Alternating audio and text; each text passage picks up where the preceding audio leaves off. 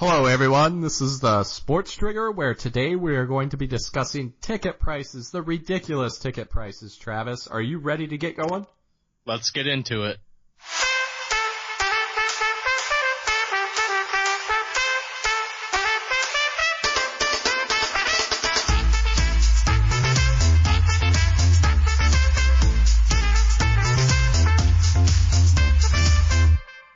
Hello everyone, welcome back to the Sports Trigger. Travis, the ticket prices and college sports, pro sports, way ridiculously high. Are they too expensive to actually afford? I definitely think that they are. Over the past several years, over the past decade, prices have gone up in all professions, even in college for that matter. And I understand that these are industries, even when it comes to NCAA football, basketball, all sports included, but I don't think that they understand the consumer that they have as well. These are regular people, not all people, great amount of money, obviously. A lot of people are just common middle earning Couch Americans, and yes, exactly. And I don't think it's a big deal. $50 isn't a big deal to me or anything like that. But when you get close to upwards of $90, $100 consistently, then I think that's really when it's going too far and reaching too far into people's pocketbooks. I was pulling data from 2016. NFL ticket price on average was $92. NHL was over 60, NBA was around 55, and then MLB was the lowest at around $30. And that's on average. MLB obviously has a whole bunch of games, so if you factor in, just not being able to sell out because people are working during the weeks on game days and such like that, then that makes a little more sense.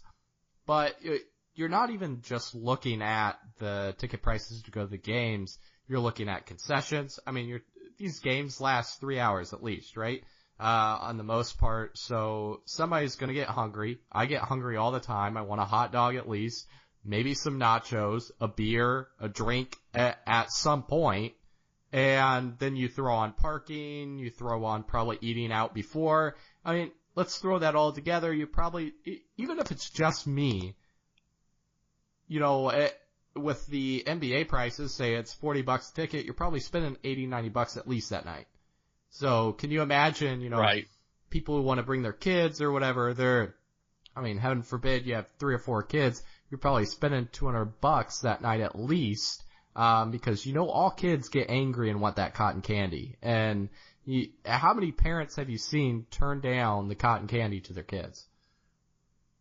Right, and you have to think those are probably the cheap seats too. $200 if you have a couple kids and your wife. If you want to take your wife or not, that's up to you. I don't know if she's a sports fan or not, but like you said, and that's what the way I look at it as well is the whole package that goes into it. So, if you're going to have higher ticket prices at these games, I think that stadiums need to rethink how expensive concessions are, especially professional games. I know they can be quite expensive. I know I went to a Colts game, it was probably 2 years ago once the new stadium opened up, and it was probably like $15, and that was just for, I think, some chicken tenders, which were great, by the way, and a beer. But that adds up quickly. And then you think about parking, like you stated, and everything else that goes into it. It becomes more than what it should be.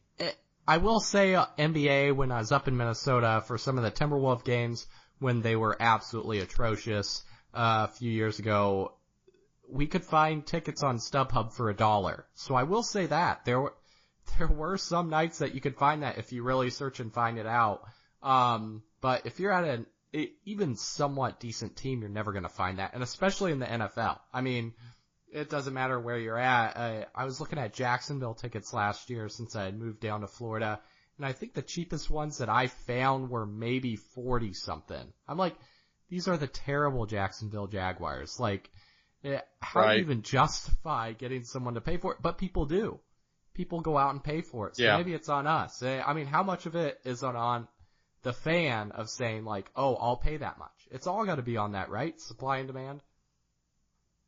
Right, yeah, easily. I mean, it definitely is. I mean, even if you're not a big sports person, a lot of people just go out to games even for, crappy teams like you stated, just to go out and do something and say, oh, I caught this game, or, maybe a good team's in town, so just so they could go see the other team. And, thinking about this, I think that what would be great is if a lot more stadiums and organizations took a page out of Jackie Moon's playbook with the Flint Tropics and had free tacos if you hit 100 points, have dollar hot dog and beer nights, something along those lines, which, I mean, honestly, quite a few places actually do have some sort of deal, to where you get something. I know, I've been to a couple Reds baseball games. They have a pizza deal. If there are so many strikeouts or so many homers hit, you get like a free pizza voucher or something at a local pizza place. But I think that it should be done more consistently, or I should say more often,